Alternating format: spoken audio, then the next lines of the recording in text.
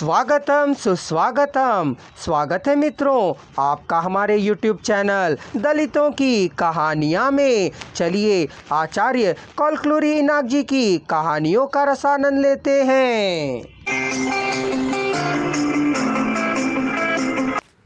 ऐसे समय में कहाँ है मेरी पत्नी, कहाँ है कह उसे ढूंढता रहता है। खाने को भोजन और पानी के ना होने पर भी इसकी मौज कम नहीं हुई है कह और तीनों गालियां देती रहती हैं। इस कमबख्त बेशरम से हमारी तो कहर ही ढाती है कह तीनों औरतें उसे गाली देती रहती हैं। यह सब सुनकर ठिठोली करते हुए बेशरम होकर कहने लगता है, इसलिए तो तुम तीनों से मैंने ब्याह रचाया है कह दांत निपोरने लगता है।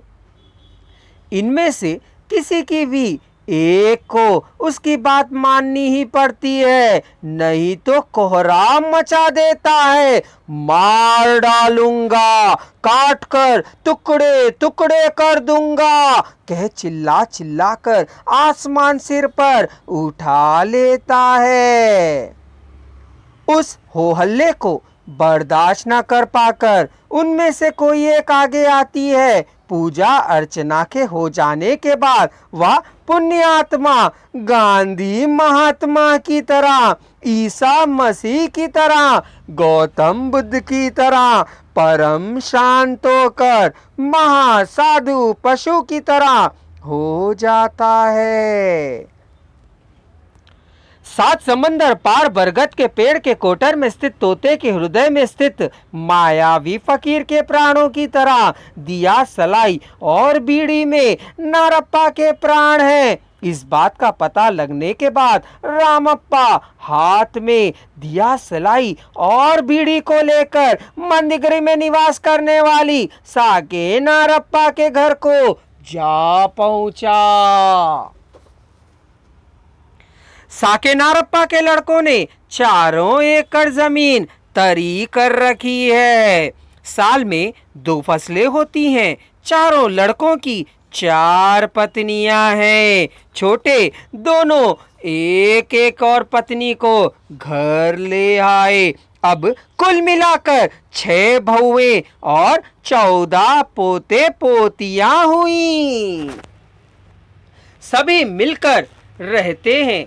एक की अंगीठी एक ही घड़ा है। उनमें से कोई कमाए या ना कमाए वे झगड़े पर नहीं उतरते थे। पिता की बताई बात को 100% मानते थे। घर वाले जो भी बताएं सुनकर, समझकर, सोचकर, विचार कर, यदि अच्छा लगे तो करना, ना लगे तो नहीं करना। नारप्पा जानता था जो कुछ भी करना हो तो चारों लड़कों से सलाह करके ही करता था। छोटे दोनों होशियार थे, बड़े दोनों कामगार थे। नारप्पा के लकीर खींचने पर सभी उस लकीर के अंदर ही दबकर विनय पूर्वक रहते थे। बोरवेलों के सूख जाने पर, धान के ना होने पर भी, बारिश के होने पर मूंगफली पककर खेत कुछ आसरा बनकर खड़ा हुआ था। तीनों सालों से बारिश के ना होने से, फसल के ना पकने से घर की परिस्थिति बहुत बिगड़ गई थी। चारों बेटे अनंतपुरम में जाकर कुछ ना कुछ काम करके थोड़ा बहुत धन कमाने पर भी बंटेड़ू की गृहस्थी बहुत ही मुश्किल से चल रही थी।